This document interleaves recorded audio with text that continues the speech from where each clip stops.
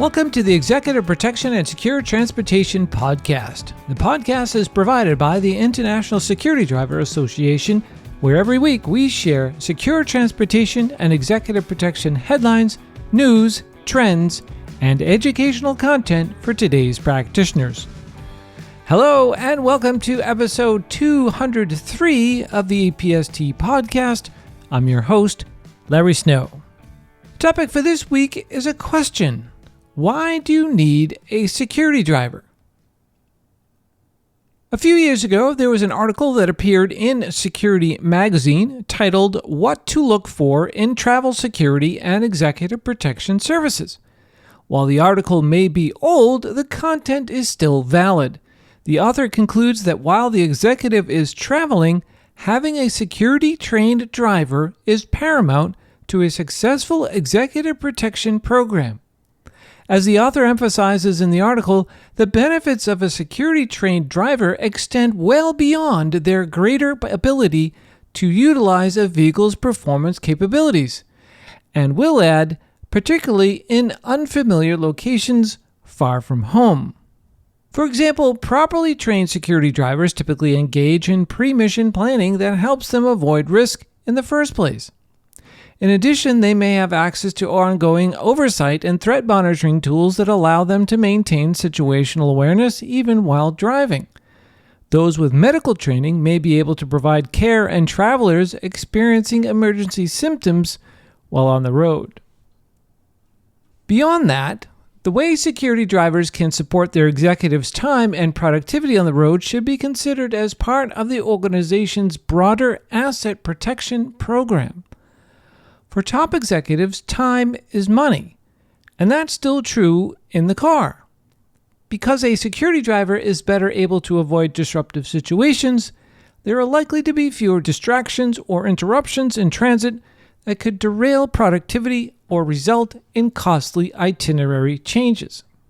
How do you go about selecting a security-trained driver? The article from Security magazine goes on to say that there is no formal definition of a quote-unquote security-trained driver that exists. There is no central governing body whose credentials you can trust to lead you to the right provider. A quote-unquote security-trained driver could mean anything from a military veteran with 20-plus years of relevant experience to a taxi driver who's gone through a defensive driving program. We respectfully disagree with that comment. While the following may appear to be a marketing statement, it is a fact. There has been a standard accepted by the corporate kidnap and ransom insurance and the high net worth community for more than 4 decades. It is called the 80% standard. Where did the 80% standard come from? Well, in the mid-1970s, the Scottish school clients actually demanded that they receive an objective measurement of their employees' driving skill. The goal was to produce a professional security driver who has been scientifically measured to an objective and documented standard. Just an aside here, for those who may not know the Scottish School, it was founded by Tony Scotti, who for close to 50 years has catered to the training needs of industry and public service agencies, including governments, corporations, law enforcement agencies, and military organizations to avoid vehicle violence. The Scotti School studied the Society of Automotive Engineers, the International Organization for Standardization, and the National Highway Traffic Safety Administration's research to meet this client demand. The school's research created an understanding of how drivers make decisions in emergencies and how long it takes them to make those decisions. The school found that these organizations created minimum standards based on the laws of physics for measuring driving skill and therefore survivability in an emergency scenario. Studies conducted by the Society of Automotive Engineers indicated that the average driver, when confronted with an emergency, can only use 40% of the vehicle's capability before relinquishing control of the vehicle. This does not mean a driver necessarily loses control. It means the driver can no longer put the vehicle where they want. We would add when looking at the average driver, the 40 to 55% number is maybe a bit optimistic. The Scotty School decided that to perform the duties of a professional security driver, these minimum standards were not sufficient. The Scotty School's on-track testing showed that at the 40% mark, the vehicle becomes non-linear, which in turn creates driver anxiety. They also found that once the driver was at that 40% usage of the vehicle, there remained much more vehicle capacity available for the driver to use. After a considerable amount of testing and evaluating, they decided that a good driver should be able to use a minimum of 80% of the vehicle's capability in the 3 modes of vehicle operation and in a measured minimum amount of time and space to be considered for employment as a principal's driver. Hence, the 80% standard. And we'll have a link in the show notes for more information concerning the origin of the 80% standard in the science of security driving. The question that many security drivers and secure transportation providers have heard: why do I need a security driver? Why can't we use a chauffeur service? Or why can't we use an Uber or Lyft car? Good question, and as a professional security driver or secure transportation provider, you need a good answer. Ground transportation can be riskier than most executives and those planning their travel realize, and security drivers should offer much more than chauffeurs. While technical driving expertise is essential, it merely scratches the surface of the value a specialized security driver can provide. A good chauffeur is concerned about not spilling the boss's coffee and avoiding bumps. Generally, chauffeurs can handle routine emergencies if they happen slowly. This has nothing in common with the skills needed for a trained security driver. Security drivers are very aware of the environment and are always prepared to drive out of a problem using the full potential of the vehicle's capability. This is guaranteed to spill coffee. It also saves lives. So how do you become a good security driver? Your mother or even the local police may be impressed that you have a valid driver's license or that you've been driving for 20 years, but these are not qualifications for being a good security driver. Virtually all of the skills needed for high-performance driving can be learned. The most critical skill is learning to recognize trouble and stay ahead of threatening situations. For an executive, the most dangerous area is near the home. That means that the executive's driver must know what is normal in the neighborhood and be able to quickly recognize any unusual situations. The most critical thing to recognize is the presence of surveillance. This may be the only clue in many cases that an attack is being planned. Even though it makes sense to avoid danger by understanding the threat, many drivers do not employ effective surveillance detection skills or have a basic knowledge of threats. It is critical to begin the security driver work well before getting behind the wheel. This includes working closely with corporate security and executive assistants to keep updated on threats to the executive, changes in the corporation, and the general image of the organization. Background work to identify and contain threats is much more effective than last-minute offensive driving to get out of a tight spot. If a driver spends a significant amount of time with the executive, she bears even a greater responsibility for the executive's welfare. This situation requires even more work with security to define threats and avoid them.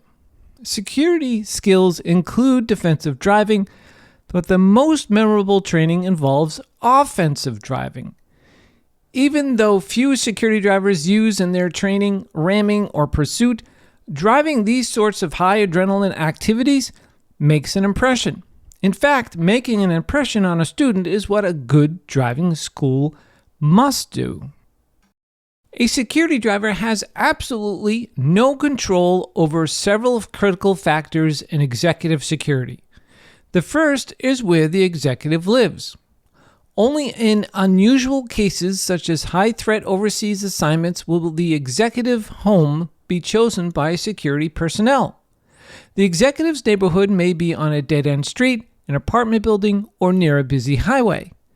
All require different approaches to avoid the problems that threaten the executive. Weather and traffic are also out of the control of the security driver. They affect the general security environment and may allow threats, such as ambushes, to become more of a problem than they would be on optimal weather days. These variables must be part of a security driver's thinking and need to be part of overall contingency planning. Who makes good security drivers? Well, because they are naturally suspicious of people and circumstances, former police officers make good security drivers. They have been trained and conditioned to observe their environment and have generally been prepared for some of the driving situations that security drivers may encounter. A significant change of strategy is necessary for the transition from to protect and serve to being concerned about the person in the back seat. Good security drivers do not think about apprehending anyone. They are expected to drive away from the dangers, not confront them. Police officers that are able to leave their egos behind do well in the driver's seat. All drivers must have good driving skills and physical capabilities. Since physiological changes occur with age, making drivers less effective, it is critical that basic vision, hearing, and reactions are tested for all security drivers. Additionally, over the age of 40, night vision should be measured. At the age of 55, peripheral vision should be added to the annual physical. Even a driver in good physical condition can become a liability if fatigue is present. This is especially a factor in city driving. Overtime pay may lure drivers into working longer than they should, but 8-hour shifts should be the rule. A tired driver may only be able to operate the vehicle void of all of the security aspects of his job. A very tired driver may not even be able to handle basic driving tasks. A good security driver should have medical knowledge. Most executives won't be kidnapped, but many will face medical emergencies of some sort while traveling. The obvious requirement for security drivers is knowledge of medical facilities along any given route. This does not just involve knowing the address of a hospital. Specific information on the nearest trauma centers, emergency rooms, fire stations, and outpatient facilities should be at hand. Knowing the direct line to an emergency room can save valuable minutes for a seriously ill or wounded executive. A sensitive issue that is not normally addressed involves medical background information for the executive. Sharing medical history information with security drivers improves the survivability probability for an executive, but it is not common for quote-unquote just a driver to know about the boss's chronic illness. If a medical emergency does occur or if an accident threatens the life of an executive, a driver's medical knowledge can be a lifesaver. A good security driver should have a basic understanding of corporate tax compensation. The Internal Revenue Service looks for opportunities to tax corporate compensation, and executive protection can become a problem in this area if it is not handled properly. Imagine the difficulties associated with an unexpected $100,000 tax bill for the CEO. It is possible if the salary of a security driver and other related expenses are considered executive compensation. In a 40% tax bracket, the personal income tax on several years' protection can easily reach astronomical amounts. It is crucial to employ an independent professional to study corporate security needs to avoid this problem. The studies should be based on objective facts and circumstances. If security threats require a trained security driver and vehicle for the company's benefit, the IRS should not tax the executive who also benefits. A good security driver should be able to deal with executive objections. Whenever a change of executive lifestyle is involved, expect a problem. This is especially true for security where there is no direct link to corporate profits. If the CEO must have a security driver, expect that the change will be resisted. The same security survey that was done to justify the expenses to the IRS may be helpful in convincing management of the need. One approach to the subject might be to explain the need for a proactive approach in terms of the other parts of the organization. No good manager would wait for a disaster to make changes in manufacturing, accounting, or marketing. The same is true in security.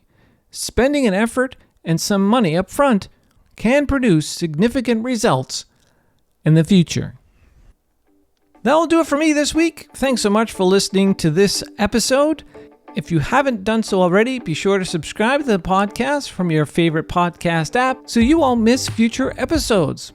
Also, if you're enjoying these podcasts and you've been listening for a while, we would really appreciate a review. A podcast review helps us reach more people and provides us with valuable feedback to improve the quality of the show.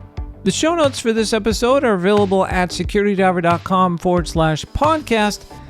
And scroll down a little bit and click on episode 203. We welcome any comments, feedback on the podcast, or topics that were discussed. If you have an interest in going much deeper into this topic of security driving, I invite you to check out the International Security Driver Association's website and consider joining the membership. To gain access to the Encyclopedia of Executive Protection and Secure Transportation, the ISDA Knowledge Center. For more information on all of the member benefits, head on over to isdacenter.org.